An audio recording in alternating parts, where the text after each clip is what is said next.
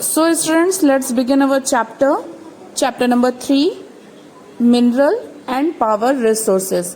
आज हम इसमें ये पढ़ेंगे कि मिनरल्स और पावर रिसोर्सेज क्या होते हैं और उसको हम कैसे यूज करते हैं, और मेनली जो मिनरल्स और पावर रिसोर्सेज हैं वो हमको कहाँ कहाँ मिलते हैं। So students, let's begin our chapter. So students, let's begin our chapter, minerals and power resources. At first, what is the meaning of mineral and power resources? Mineral क्या होता है? मिनरल वो होता है जो हमको अर्थ के अंदर से मिलता है। मिनरल्स क्या होते हैं? जो हमको अर्थ के अंदर में जो हमको मेटल्स मिलते हैं, मेटल में ही क्या रहते हैं? मिनरल्स रहते हैं, ठीक है। और पावर रिसोर्सेस, पावर रिसोर्सेस क्या होता है कि जो पावर शक्तियों के संसाधन होते हैं। पावर मतलब क्या होता है? शक्ति, और रिसोर्सेज मतलब संसाधन, ठीक है। तो जो शक्तियों के संसाधन होते हैं वो क्या कहलाते हैं? Mineral resources. So Kiri was visiting Sukant in his native place near Dhanbad. Kiri was amazed to see the large areas where black Sukant. Why is this place so black and dusty? तो ये जो किरी है वो visit करती है सुकांत के native place में। तो वो कहाँ है? धनबाद के पास में है। और किरी को वहां पे बहुत आश्चर्य होता है। अमेज्ड मतलब बहुत ही उसको आश्चर्यचकित रह जाती है कि बहुत बड़े बड़े एरिया हैं जो कि पूरे क्या है? काले हैं। तो सुकांत से वो पूछती है कि सुकांत, ये सारी प्लेसेस काली और धूल वाली क्यों है? डस्टी मतलब धूल भरी। She asked, this is because of the coal mines nearby. तो वो बताता है सुकांत उसको कि ये इसलिए है क्योंकि यहाँ पे क्या है? पास में ही कोल माइंस है। नियर बाय मतलब पास में। Do you see the trucks? क्या तुमने ट्रक्स को देखा है? They are carrying the mineral coal. ये क्या लेकर जा रहा है? Mineral coal. Replied Sukant. Sukant उसको बताता है मिनरल कोल क्या होता है। मिनरल कोल क्या होता है कि जो माइंस करके निकालते हैं ना, मतलब खोद के हम बाहर निकालते हैं, वो मिनरल कोल कहलाता है, ठीक है। What are minerals? asked Kiri. Kiri उससे पूछती कि मिनरल्स क्या होता है। तो सुकांत रिप्लाई करता है, Have you ever seen baker baking biscuits? तुमने क्या बेकर बेकिंग बिस्किट्स को देखा है? उसमें क्या क्या मिला होता है? फ्लोर मिला रहता है, मिल्क मिला रहता है, शुगर मिला रहता है, and sometimes eggs are mixed together. और उसमें कभी कभी एग्स भी मिला रहता है। While eating a baked biscuit, can you see these ingredients separately? तुमने क्या कभी इसको खाते हुए अलग अलग देखा है? कोई भी बिस्किट को जब हम खाते हैं तो क्या हमको शक्कर अलग, आटा अलग ऐसा दिखता है क्या? नहीं दिखता है। Just in this biscuit there are number of things that you can not see. जैसा ये बिस्किट में होता है वैसे ही कई चीजों में ऐसा होता है कि हमको चीजें डायरेक्टली नहीं दिखती हैं, ठीक है। तो वैसे ही just as in there are a number of things that you cannot see. Rocks on his earth have several materials called minerals mixed in them. तो इसमें भी रॉक्स जो होता है, जैसे जो पत्थर हमको मिलते हैं उसमें भी कई प्रकार के क्या मिले होते हैं? मिनरल्स मिले होते हैं। तो ये क्या करता है? ये scattered throughout the earth's rocky crust.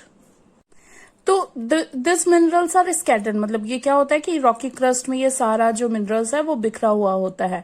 A naturally occurring substance that has a definite chemical composition is a mineral. मतलब एक केमिकल कंपोजिशन जो होता है नेचुरली ऑक्यूरिंग सब्सटेंस में, वो क्या कहलाता है? मिनरल कहलाता है। Minerals are not a even distributed over space. Mineral एक तरीके से बोला जाए तो पूरे स्पेस में फैला हुआ भी नहीं है। They are concentrated in a particular area of rock formation. ये सिर्फ एक ऐसे ही एरिया में फॉर्मेशन में रहते हैं जहां की पर्टिकुलर एरिया होता है। ऐसा नहीं है कि पूरे पत्थरों में मिलते हैं, मतलब कुछ ही एरिया होंगे। जैसे देखो हमारे यहाँ जो SECL है या NTPC है, तो ये कुछ पर्टिकुलर एरिया है ना जहां पे हमको कोल मिलता है। ऐसा तो नहीं है कि हम कहीं पे भी खोदेंगे तो हमको कोयला मिलना चालू हो जाएगा। So, some minerals are found in areas which are not easily accessible, such as the Arctic Ocean bed and Antarctica. कुछ मिनरल्स ऐसे भी हैं जो कि ऐसे एरिया में भी नहीं मिलते हैं, जैसे कि आर्कटिक ओशन में या अंटार्कटिका में। Minerals are formed in different types of geological environments. Mainly इनके लिए क्या जरूरी है? मिनरल्स के लिए कि एक जियोग्राफिकल इन्वायरमेंट भी होना चाहिए।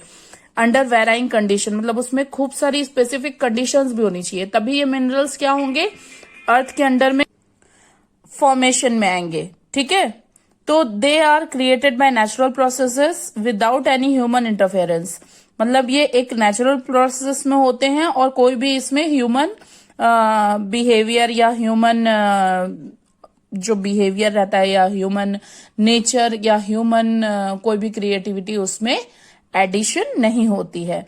दे can be identified on the basis of their physical properties such as colour, density, hardness and chemical properties such as solubility. तो जो इसका कलर, मतलब जो कलर रहेगा, घनत्व मतलब या शेप जो बोल सकते हैं, हार्डनेस मतलब कठोरता, केमिकल प्रॉपर्टी और एज सॉल्युबिलिटी या उसका जो विलेयता होता है सच एज सॉल्युबिलिटी मतलब उसके घुलने की शक्ति। ठीक है, सुनो, तो ये सारी चीजें नेचर पे डिपेंड करती है। Now types of minerals, there are over 3000 different minerals on the basis of composition. Minerals are classified mainly as metallic and non metallic. Minerals को दो प्रकार में डिवाइड किया गया है। ठीक है, पहला क्या है मेटेलिक और दूसरा क्या है नॉन मेटेलिक। अब मेटेलिक में भी दो टाइप है, फेरस एंड नॉन फेरस। अब देखो ये मेटेलिक और नॉन मेटेलिक, अब इसमें मेटेलिक मिनरल्स क्या होता है, जो मेटल रॉ फॉर्म में रखते हैं तो वो मेटेलिक कहलाते हैं। Metals are hard substance that conduct that are electricity and have a characteristics lustre और शाइन, मतलब ये कैरेक्टरिस्टिक्स इनकी क्या होती है, इनकी विशेषता क्या होती है कि बिजली बनाएंगे। और आयरन ओर रहता है इसमें, बॉक्साइट रहता है, मैग्नीज रहता है। और इसके कुछ एग्जाम्पल कौन कौन से हैं, metallic minerals may be ferrous and non ferrous. Non ferrous क्या होता है कि जो लोहे का होता है वो नॉन फेरस कहलाता है। और नॉन फेरस कौन से होंगे, जिसमें लोहा नहीं होगा बल्कि गोल्ड होगा, सिल्वर होगा, तो वो सारा क्या होगा, कॉपर होगा, लेड होगा, तो ये सारा नॉन फेरस में आता है। ठीक है, नॉन मेटेलिक में minerals do not contain metals, limestone, mica, gypsum, ये सारे क्या है, नॉन मेटेलिक है। इसके बाद minerals can be extracted by mining, drilling और क्वारिंग। तो एक्सट्रैक्शन बाय मिनरल्स, तो देखो ये मिनरल्स के अकॉर्डिंग किया, ये एक्सट्रैक्शन के अकॉर्डिंग किया, तो ये माइनिंग है, ड्रिलिंग है और क्वारिंग है। तो माइनिंग में क्या क्या आएगा, ओपन कास्ट माइनिंग आएगा और शाफ्ट माइनिंग आएगा। The process of taking out minerals metal are lustrous. Non metallic को अपन ऐसा भी बोल सकते हैं कि जो ये एग्जाम्पल्स है, मतलब इसमें क्या होता है, जो फ्यूल्स वगैरह आते हैं वो नॉन मेटेलिक में आते हैं, जो गैस्ट्रिक फॉर्म में रहते हैं। ठीक है, the process of talking out minerals from rocks buried under the earth surface is called mining. जो निकाला जाता है अर्थ की सरफेस से खोद करके उसको माइनिंग बोलते हैं। Minerals that lie at shallow depth are taken by removing the surface layer, this shown as open cast mining. ये क्या कहलाता है, ओपन कास्ट माइनिंग कहलाता है। इसमें डीप बोर्स जो किए जाते हैं वो शाफ्ट्स कहलाते हैं। तो शाफ्ट क्या कहलाते हैं, जिसमें डीप बोर किए जाते हैं वो शाफ्ट्स कहलाते हैं। Have to be made to reach minerals deposits that lie the great depth, this is called shaft mining. Petroleum and natural gas occurred far below to the earth surface, deep wells are bored to take them out, this is called drilling. मतलब क्या होता है कि जब एकदम गहरे गड्ढे खोदे जाते हैं, कुएं बनाए जाते हैं, तो वो ड्रिलिंग करके निकाला जाता है, इसको क्या बोलते हैं, ड्रिलिंग बोलते हैं। और इसमें क्या होता है कि minerals that lie near the surface are simply dug out by process known as quarrying. और जो सिंपली हम खोद के निकालते हैं वो क्या कहलाएगा, क्वेरिंग कहलाएगा। ठीक है, अभी देखो यहाँ पे एक चीज दिया है, do you know a rock is an aggregate of one of more minerals but without defined composition of constitution of minerals. Rock from which minerals are mined are known as ores. Although more than 2800 types of minerals have been identified, only about 100 are considered ore minerals, जिसमें 2800 हमको total minerals मिले, लेकिन हमने 100 को अभी तक के क्या किया है, और मिनरल्स माना है। अभी देखो distribution of minerals. Minerals occur different types of rocks, some are found in igneous rocks, some in metamorphic rocks, which while other occur in sedimentary rocks. Generally metallic minerals are found in igneous and metamorphic rock formation that form large plateaus, iron ore in north. अब ये जो distribution हुआ है minerals का वो sedimentary rocks मतलब rocks के type में किया गया है। तो आयरन ओर जो होते हैं वो नॉर्थ स्वीडन, कॉपर और निकल और deposits Ontario Canada, iron nickel chromites and platinum in South Africa are example of minerals found in igneous and metamorphic rock. मतलब ये इग्नियस और मेटामॉर्फिक रॉक्स में हमको अफ्रीका और साउथ अफ्रीका, कनाडा, ये सब में हमको मिनरल्स मिलते हैं।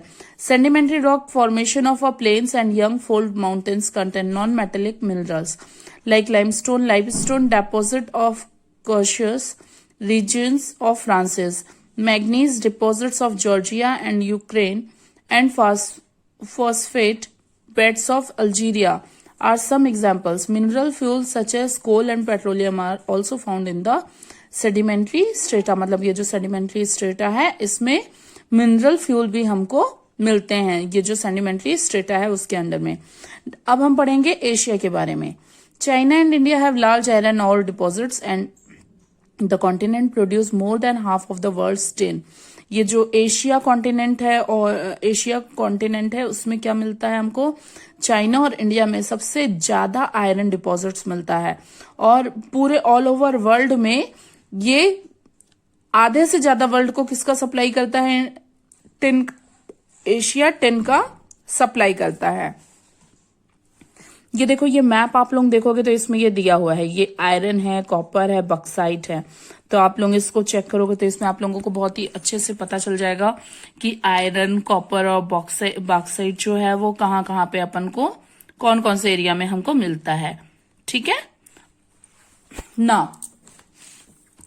China, Malaysia and Indonesia are among the world's leading tin producers. China also leads in production of lead, antimony, tungsten.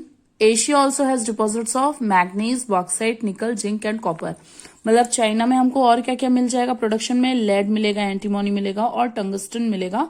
Asia में किसका किसका डिपॉजिट और है, मैग्नीज का, बॉक्साइट का, निकल का, जिंक का और कॉपर का। Now Europe is the leading producer of iron ore in the world.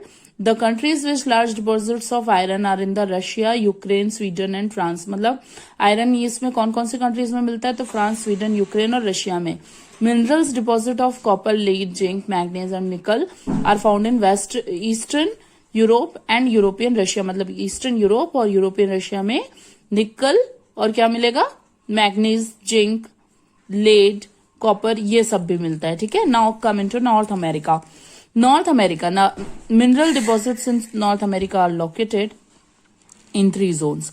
Mineral deposit जो है नॉर्थ अमेरिका का वो 3 zones में डिवाइड किया गया है। फर्स्ट है Canada region, north of the Great Lakes and Appalachian region, the mountain ranges of the west. Iron और nickel, gold, uranium and copper are mined in the Canadian shield region. Coal in the Appalachians and region western Cordilleras have vast deposit of copper, lead, zinc, gold and silver। ये जो Canadian shield reason है और appliances western कॉर्डिलर्स है, ये सब में क्या मिलता है, ज्यादा से ज्यादा यहाँ पे डिपॉजिट्स है किसका, कॉपर, लेड और जिंक का, गोल्ड का, सिल्वर का। ये भी आप लोग देखो ये वर्ल्ड मैप में आपको दिखा हुआ है, ये ऑयल एंड कोल का डिस्ट्रीब्यूशन दिखाया है, ये कोल है, ये ऑयल है। तो इसके अकॉर्डिंग देखो ये मैप में पूरा डिस्ट्रीब्यूशन आपको दिख जाएगा। ठीक है। यहाँ पे देखो दिया हुआ है Switzerland has no known mineral deposit in it. जो स्विट्जरलैंड है उसको कोई भी जानकारी नहीं थी उसके अंदर के मिनरल्स के डिपोजिशन की। ठीक है।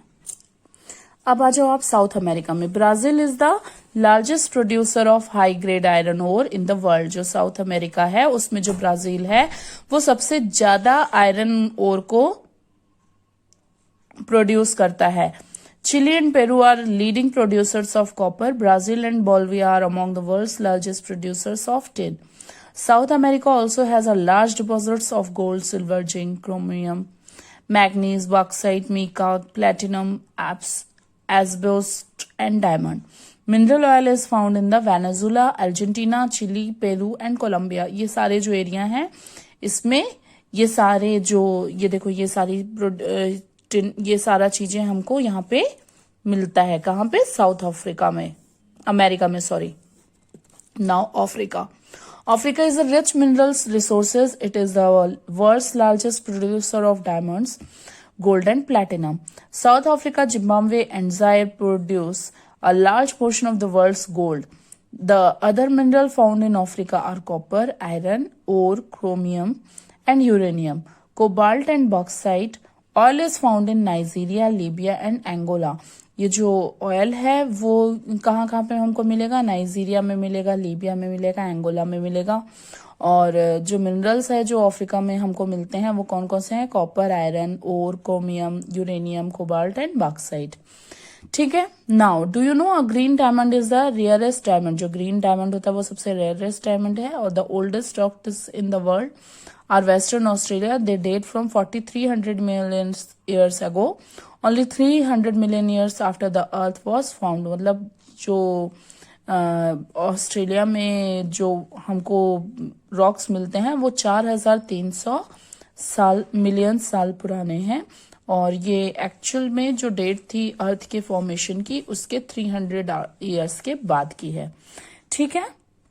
So Australia is the largest producers of bauxite in the world. It is leading producer of gold. Australia क्या है? लीडिंग प्रोड्यूसर है किसका? गोल्ड का, डायमंड का, आयरन का, ओर का, टिन का, निकल का। ये रिच है कॉपर में, lead, zinc and manganese.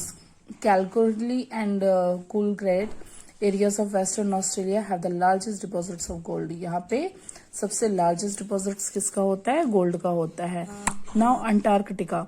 The geology of Antarctica is sufficiently well known to predict the existence of variety of mineral deposits. Some probably large, significant size of deposits of coal, the Transtractive Mountains and iron near the Prime Charles Mountains of East Antarctica is forecasted iron ore. ये Antarctica में हमको जो मिलने वाला है, देखो यहाँ पे जो मेन है ना, ये आपके जो मिनरल्स हैं वही हैं। तो आप इनको टिक भी करते जाओ कि ये सारे जो कमर्शियल क्वांटिटीज हैं ये अंटार्कटिका को मिलती है। ये मतलब इनको ज्यादा से ज्यादा अपने व्यापार और बिजनेस के लिए यूज करता है। Now uses of minerals. Minerals are used in many industries. Mineral को बहुत सारी इंडस्ट्रीज में यूज किया जाता है। कुछ minerals which are use, gems are usually hard. जो जेम्स के लिए यूज होते हैं वही सिर्फ हार्ड होते हैं। बाकी जो मतलब जो वेरियस स्टाइल की ज्वेलरी बनाते हैं उसमें copper is another metal used to everything from coins to pipes. Copper एक दूसरा ऐसा मेटल है जो कि हर जगह यूज होता है, जैसे कि कॉइन बनाने में, पाइप्स बनाने में। सिलिकॉन ऐसा है कि कंप्यूटर इंडस्ट्री में सबसे ज्यादा यूज किया जाता है। Aluminium obtain from ore bauxite is used automobiles and airplanes. मतलब जो बॉक्साइट है उसका यूज इसमें किया जाता है ऑटोमोबाइल्स में, बॉटलिंग इंडस्ट्री में, buildings, even in kitchen cookware. Kitchen cookware को बनाने में भी बॉक्साइट को यूज किया जाता है। Now conservation of minerals. Minerals are non renewable resources. जो मिनरल्स है वो ऐसे रिसोर्सेज हैं जो कि नॉन रिन्यूएबल हैं।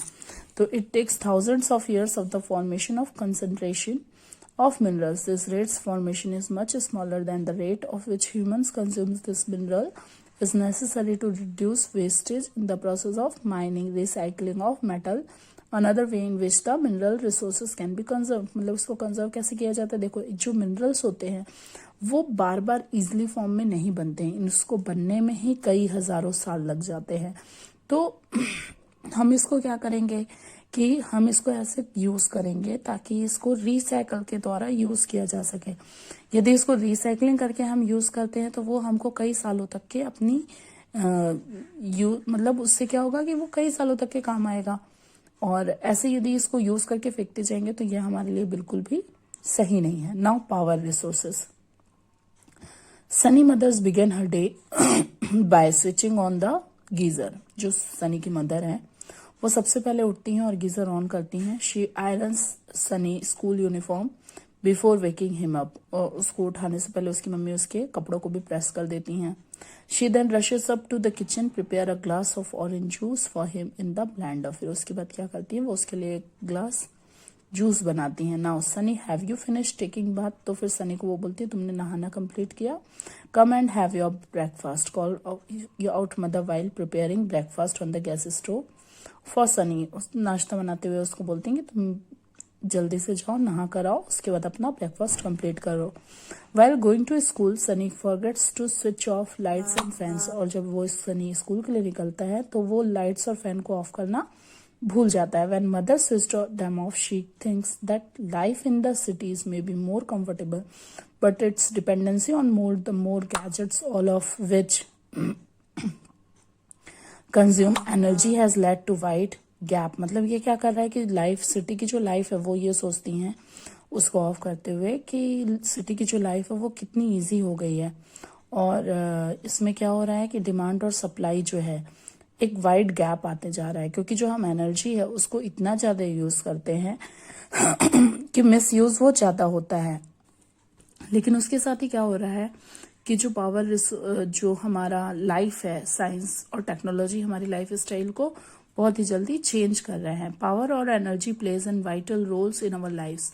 We also need power for industry, agriculture, transport, communication and defence. मतलब ये सारी चीजों के लिए हमको क्या लगता है, पावर लगता है। देखो ये इंडस्ट्री मतलब उद्योग, एग्रीकल्चर मतलब खेती, ट्रांसपोर्ट मतलब यातायात, कम्युनिकेशन मतलब जो हम बातचीत के लिए दूर संचार सेवाओं को यूज करते हैं, मतलब जो हम टेलीफोन वगैरह यूज करते हैं वो कम्युनिकेशन, डिफेंस मतलब सुरक्षा।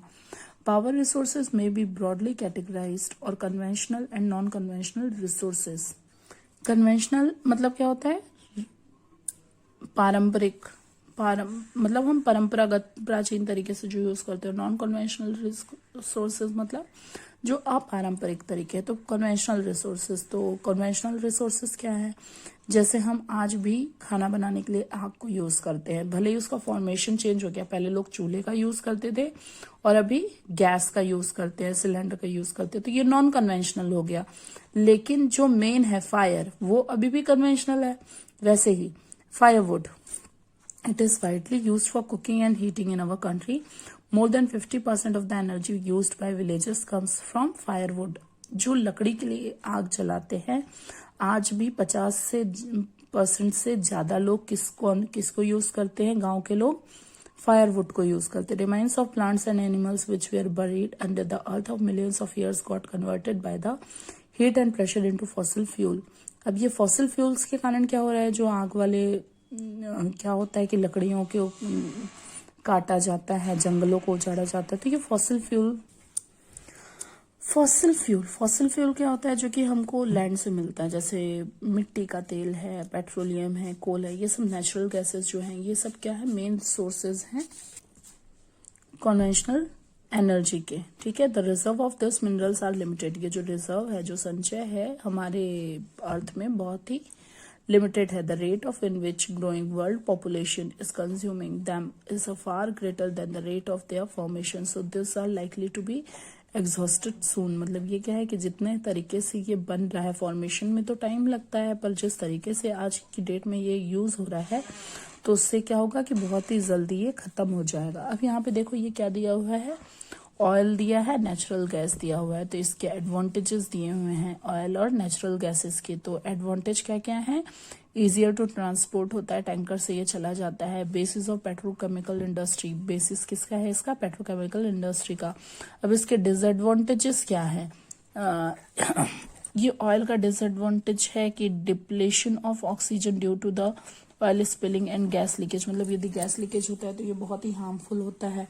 ठीक है। अब ये जो दिया हुआ है कि इसमें गैस लीकेज होता है तो इसमें डिप्लेशन मतलब ऑक्सीजन की कमी हो जाती है जब भी गैस लीकेज होता है। तो इसके बाद है pollutants and released cost acid rain. जो पॉल्यूशन होता है इसके कारण क्या होता है कि एसिड रेन होता है। Exploration of new fuel is not easy. Exploration जो होता है वो न्यू फ्यूल का इजी नहीं होता है। अब ये नेचुरल गैस के एडवांटेजेस ही हैं। इजियर टू ट्रांसपोर्ट, सेम है इसका भी। Cleaner than oil and coal, मतलब ये ऑयल और कोल से भी क्लीन होता है, और ऑयल से भी क्या होता है, ये चीप होता है। अब ये देखो ये सेकंड वाला दिया है कन्वेंशनल सोर्सेज ऑफ एनर्जी। ये कन्वेंशनल सोर्सेज क्या है, तो फायरवुड है, ये इजिली मिल जाता है। Provide energy to a large number of people, मतलब ये इजिली मिलता है और बहुत सारे लोगों को यूज करते हैं। डिसएडवांटेज क्या है, कलेक्शन इज टाइम, मतलब इसको लाने ले जाने में बहुत टाइम लग जाता है। पॉल्यूटिंग, ये क्या है, पॉल्यूशन क्रिएट करता है। प्रमोटिंग ग्रीन हाउस इफेक्ट, ये क्या करता है, ग्रीन हाउस इफेक्ट को प्रोटेक्ट करता है और डिफॉरेस्टेशन को बढ़ावा देता है। अब जो कोल है, कोल के एडवांटेजेस क्या है, एक्सटेंसिव अवेलेबल है, इफिशिएंट कंजर्वेशन टू इलेक्ट्रिसिटी है। डिसएडवांटेज क्या है, ये भी पॉल्यूटिंग को करता है, मतलब पॉल्यूशन क्रिएट करता है और बल्कि टू ट्रांसपोर्ट, मतलब इसको लाने ले जाने में बहुत दिक्कत होती है ना। हाइड्रल पावर, ये थर्ड है। हाइड्रल पावर नॉन पॉल्यूटिंग होता है, प्रमोट्स इरिगेशन करता है और फिशिंग को भी बढ़ाता है। चीप है, मतलब कम रेट में मिलता है। और डिसएडवांटेज क्या है, displacement of local community, local community को ये क्या करता है, इमंड्रेंस लो लाइंग रीजन्स और एक्सपेंसिव टू सेटअप, मतलब इसको करने में बहुत ही ज्यादा क्या लगता है, महंगा होता है, एक्सपेंसिव होता है ना। कोल, this is the most abundantly found fossil fuel. It is used as a domestic fuel in industries such as iron and steel, steam engines, and to generate electricity. Electricity from coal is called thermal power. ये क्या कहलाता है, thermal power कहलाता है। The coal which we are using today was formed millions of years ago when giant firms and swamps go buried under the layers of the earth. Coal is therefore referred to the buried sunshine, ये क्या करता है कि sunshine को बढ़ाता है। The leading coal producers of the world are China, USA, Germany, Russia, South Africa, France. The coal producing areas of India is Raniganj, Jharia, Dhanbad and Bokaro in the Jharkhand, मतलब ये सारे एरिया जो हैं वो कोल वाले एरिया है।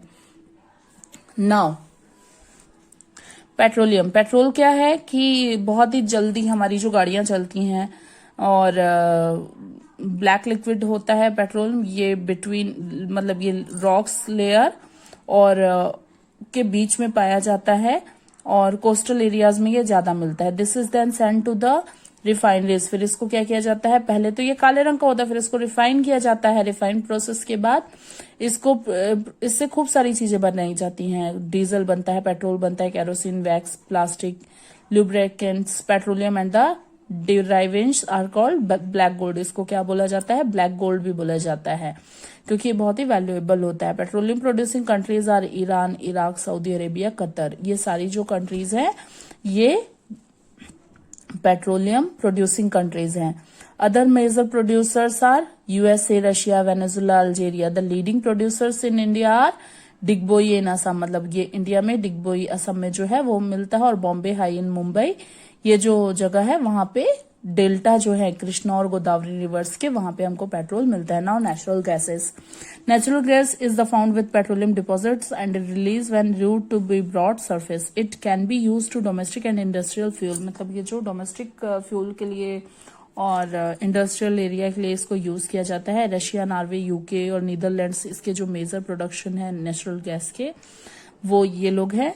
और इंडिया में जैसलमेर, कृष्णा, गोदावरी डेल्टा और Tripura and some areas of shore in Mumbai have natural gas resources. कुछ जगह जो है इंडिया में बहुत ही कम जगह में नेचुरल गैसेस मिलती हैं। The sharp increase of over consumption of fossil fuel had led to their depletion is alarming rate. The toxic pollutants released from burning these fuels are also cause for concern. Unchecked burning of fossil fuel is like unchecked dripping tap which will eventually run dry. This has led to the tapping of various non-conventional sources of energy that are cleaner alternative to fossil fuel.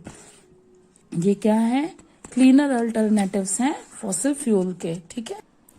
अब हम पढ़ेंगे hydel power. Hydel power क्या होता है, जो rain water river होता है उसको डैम में स्टोर किया जाता है और उसके बाद उसमें से क्या किया जाता है, इलेक्ट्रिसिटी बनाई जाती है। इसको हाइडल पावर कहा जाता है। ये वाटर फ्लोज जो होते हैं वो पाइप्स में inside the dam flow turbine blades placed at the bottom, मतलब आप लोग डैम में देखे होंगे, ये देखो ऐसे करके पानी को बांध के रखा जाता है, फिर इसको ऐसे करके निकाला जाता है। ऐसे यहाँ पे टरबाइन होता है, ये टरबाइन से क्या होता है कि बहुत तेज घूमता है, फिर इसमें से क्या होता है कि this is called hydro electricity, इससे बिजली बनाई जाती है। This water discharge after generation of electricity is used for irrigation, और इससे जब ये पानी से हाइड्रो निकाल दिया जाता है ना, तब इस पानी को किसके लिए यूज किया जाता है, एग्रीकल्चर में इरिगेशन के लिए यूज किया जाता है। 1/4 of the world's electricity is produced by hydel power. 1/4 जो इलेक्ट्रिसिटी का टोटल है वर्ल्ड का, वो हाइड्रल पावर से बनता है। ये हाइड्रल पावर जो होता है वो पैराग्वे, नॉर्वे, ब्राजील, चाइना और ये जो इम्पोर्टेंट पावर स्टेशन है इंडिया में वो भाखड़ा नंगल, गांधीनगर, नागार्जुन सागर, दामोदर वैली प्रोजेक्ट, ये सब सारे क्या है, हाइड्रल पावर प्रोजेक्ट है, जिसके द्वारा क्या किया जाता है, बिजली बनाई जाती है। Non conventional sources of energy, the increasing use of fossil fuel in leading to its shortage, it's estimated the present rate of consumption continuous, the reserve of their fuel will get exhausted. मतलब क्या होता है कि जो fossil fuel का conservation, fossil fuel का हम use करते हैं, उससे क्या हो रहा है कि ये फ्यूल खत्म होते जा रहा है, तो इसको क्या किया जाता है, एनवायरमेंटल में पॉल्यूशन भी बढ़ाता है ये। तो हमको ऐसे नॉन कन्वेंशनल सोर्सेस को यूज करने की जरूरत है जिससे हमारे यहाँ क्या हो, पॉल्यूशन ना हो। तो ऐसे एनर्जी के सोर्सेस कौन कौन से हैं, तो सोलार एनर्जी है, वाइंड एनर्जी है, टाइडल एनर्जी है, ये सारे क्या है, रिन्यूएबल रिसोर्सेज है। नाउ सोलार एनर्जी, जो सन हीट होता है, सनलाइट होता है, उसकी एनर्जी को यूज करके हम क्या करते हैं, सोलार एनर्जी बनाते हैं। ये solar cells produce electricity, solar cells क्या बनाते हैं, इलेक्ट्रिसिटी बनाते हैं। Many of this cells are joined into the solar panel to generate power of heating and lighting purpose. The technology of utilizing solar energy benefits a lot of tropical countries that are blessed with the abundant sunshine. Solar energy is also used in solar heaters. Solar energy किस में use किया जाता है, solar heater में use किया जाता है, solar cooker में यूज किया जाता है, मतलब सोलार पैनल बनाए जाते हैं जिससे इलेक्ट्रिसिटी को बनाया जाता है। ये देखो इस तरीके से ये सोलार पैनल बनाया जाता है। आप लोग देखे होंगे कभी कभी आते जाते, ये सोलार पैनल से खूब सारी इलेक्ट्रिसिटी, मतलब जो हाइड्रो इलेक्ट्रिसिटी है उसके बजाय कई लोग सोलार इलेक्ट्रिसिटी को भी यूज करते हैं। अब देखो यहाँ पे एक चार्ट दिया हुआ है जो कि किसका है, वाइंड एनर्जी। वाइंड एनर्जी के एडवांटेजेस क्या है, नॉन पॉल्यूटिंग होता है, ये लो कॉस्ट प्रोडक्शन होता है इलेक्ट्रिसिटी का इसमें, और सेफ और क्लीन होता है। अब इसके डिसएडवांटेजेस क्या हैं, इसमें नॉइस पॉल्यूशन बहुत ज्यादा होता है, wind mills costly to set up, इसको सेटअप करने में बहुत ही ज्यादा पैसे लगते हैं, disturbs radio and TV reception, harmful to birds, birds के लिए हार्मफुल है और ये रेडियो और टीवी के रिसेप्शन को डिस्टर्ब करता है। Now next is here solar energy. Solar energy क्या है, इसके एडवांटेज ये हैं कि इनएक्सॉस्टिबल होता है, नॉन पॉल्यूटिंग होता है, ये अटूट होता है, मतलब ये इनऑक्सेसिबल होता है, कभी भी ये टूटता नहीं है, एक्सपेंसिव होता है, बहुत ही महंगा होता है, diffuse source so gets wasted, मतलब कभी कभी क्या होता है कि डिफ्यूज भी हो जाता है ये, तो ये वेस्ट में आ जाता है। अब इसके बाद नेक्स्ट बता रहा है टाइडल एनर्जी। ये नॉन पॉल्यूटिंग होता है, इनएक्सॉस्टिबल होता है, मतलब ये भी अटूट होता है, मतलब ये भी हमेशा हमको मिलता रहेगा और पॉल्यूशन भी इसमें नहीं होता है। लेकिन ये क्या करता है, वाइल्ड लाइफ को खत्म कर देता है और डिफिकल्ट टू एज हार्नेस, ठीक है। अब non conventional sources of energy, non conventional sources energy, nuclear energy, इसके एमिट्स लार्ज होते हैं अमाउंट ऑफ एनर्जी, और डिसएडवांटेजेस क्या हैं, जनरेट्स रेडियो एक्टिव वेस्टेज और एक्सपेंसिव, ये महंगा होता है और जनरेट क्या करता है, रेडियो एक्टिव वेस्टेज को। इसके बाद है बायोगैस। बायोगैस के एडवांटेजेस क्या हैं, लो कॉस्ट होता है, इजी टू ऑपरेट होता है, makes use of bio waste. Disadvantages क्या है, कॉजेज ग्रीन हाउसेस इफेक्ट, ये क्या करता है, ग्रीन हाउस को इफेक्ट करता है, मतलब ग्रीन हाउसेस गैसेस जो होती है ना उनको इफेक्ट करता है। नाउ जियोथर्मल एनर्जी, एडवांटेजेस हैं इसके, क्लीन, अफोर्डेंटली एंड ऑलवेज अवेलेबल। ये क्या होता है, क्लीन होता है और इफिशिएंटली यूज किया जाता है। डिसएडवांटेजेस क्या हैं इसके, कि ये बहुत ही शहर से दूर होते हैं और बहुत ही कॉस्टली होते हैं ट्रांसपोर्ट के लिए।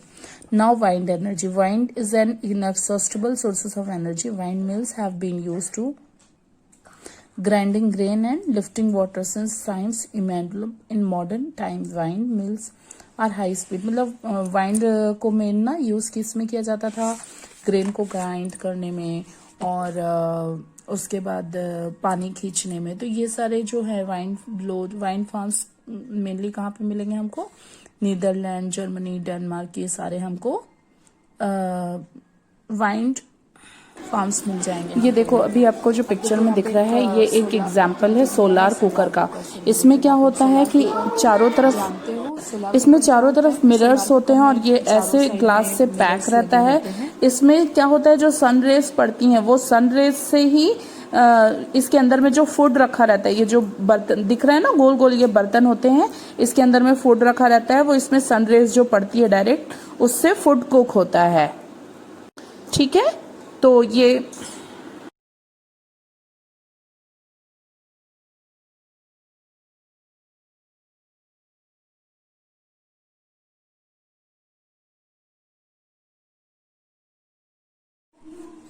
अब ये देखो न्यूक्लियर पावर। अब ये देखो जो न्यूक्लियर पावर होता है, ये एनर्जी को स्टोर करता है। Nuclear atoms naturally occurring radio active elements like uranium, thorium, this fuels undergo nuclear fission in nuclear reactor and emit power. ये क्या करता है, इस ऐसे पावर को यूज करता है और उसके बाद उसको क्या करता है कि अपने पास स्टोर रखता है। The greatest producers of nuclear power are USA and Europe. In India Rajasthan Jharkhand have large deposits. मतलब तो देखो ये यूएसए, यूरोप, ये सब जगह में क्या मिलता है, न्यूक्लियर पावर मिलता है। और इंडिया में राजस्थान, झारखंड सबसे ज्यादा यूरेनियम को डिपॉजिट करके थ्योरियम और found large quantities in the monazite sands of Kerala. तो फिर ये लोग न्यूक्लियर पावर स्टेशन हैं जो इंडिया में कहाँ कहाँ पे है, कल्ला पकड़म तमिलनाडु, तारापुर इन महाराष्ट्र, रान प्रताप सगल नियर कोटा इन राजस्थान, नारोरा, और उत्तर प्रदेश में Kaiga in Karnataka. Now geothermal energy. देखो यहाँ पे एक न्यूक्लियर एनर्जी का आपको डायग्राम मिल जाएगा जिसमें हीट सफिशिएंट जा रहा है, फिर ये हॉट वाटर जा रहा है, फिर ये स्टीम में कन्वर्ट हो रहा है, टरबाइन में जाके ऐसे जनरेट में इलेक्ट्रिसिटी को प्रोड्यूस कर रहे हैं। Now come to geothermal energy. Geothermal energy क्या होता है कि जैसे ही हम अर्थ के अंदर जाते हैं तो अर्थ भी अंदर से बहुत हीट है। अब यही हीटनेस क्या करती है, तो जियोथर्मल एनर्जी का जो फॉर्म होता है वो हॉट स्प्रिंग्स में होता है। मतलब जैसे देखो ये यहाँ पे एक सेटअप दिया हुआ है जियोथर्मल एनर्जी का, ये कहाँ का है, मणिकरण का है। इससे क्या किया जाता है, कुकिंग फूड किया जाता है जियोथर्मल एनर्जी से। ये देखो इस तरीके से इसका लगा होता है सेटअप जियोथर्मल एनर्जी का। ये जनरेटर होता है, ये टरबाइन होता है और ये ऐसे स्ट्रीम आता है। ये नेचुरल क्रैक्स हैं, ठीक है, ये स्ट्रीम ऐसे बहता है, ये वेल है, ये वाटर है, ठीक है।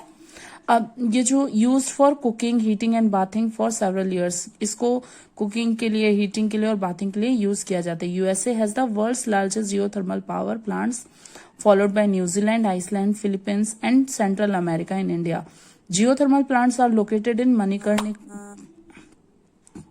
in Himachal Pradesh and Puga Valley in Ladakh. ये जियोथर्मल हमारे यहाँ इंडिया में कहाँ कहाँ यूज किया जाता है, Manikaran in Himachal Pradesh, Puga valley in Ladakh. Now tidal energy. Tidal energy का ये सेटअप है, देखो ये हाई टाइड होता है और ये लो टाइड होता है। मतलब ये इधर से ये हाई टाइड रहेगा, ये लो टाइड रहेगा। और low tide energy is use to produce electricity. इस साइड से क्या किया जाता है, इलेक्ट्रिसिटी को बनाया जाता है। ये energy generated from tide is called tidal energy. Tidal energy can be harnessed by building dams at narrow. मतलब ये डैम से बनाया जाता है। The operating of the sea during the high tide energy of the tides is used turn to turbine installed in the dam of produced electricity. Russia, France and Gulf of Kutch is India has a large tidal mill of farms. Now biogas. Biogas आप लोगों को मालूम है, ये एक ऐसे gas tank होता है जिसमें क्या किया जाता है, फिर उसके बाद यहाँ से चीजों को डाला जाता है, फर्टिलाइजर को डाला जाता है और ये आउटलेट होता है जिसमें ये फर्टिलाइजर बाहर आते हैं और ये जो होता है ये शोरी रहता है, ठीक है। बायोगैस क्या होता है कि डेड प्लांट्स जो एनिमल्स रहते हैं, मटेरियल रहते हैं, ये सारी चीजों को इसमें डाला जाता है और इसको गैसेस के फॉर्म में कन्वर्ट किया जाता है, ठीक है। ये गैस टैंक रहता है, फिर यहाँ से ये गैस बाहर आती है। So students, I hope you all will understand this chapter. यदि आपको कोई भी डाउट होगा तो आप लोग मुझसे पूछ सकते हो। And this is your third chapter of geography. So ये आप लोगों का जो सेमेस्टर 1 का पोर्शन है, इसमें आपको ज्योग्राफी का पोर्शन कंप्लीट हो गया है और मैं आपको क्वेश्चन आंसर्स भी इस एज अ PDF सेंड कर दूंगी। So students, enjoy your online classes. Have a beautiful day.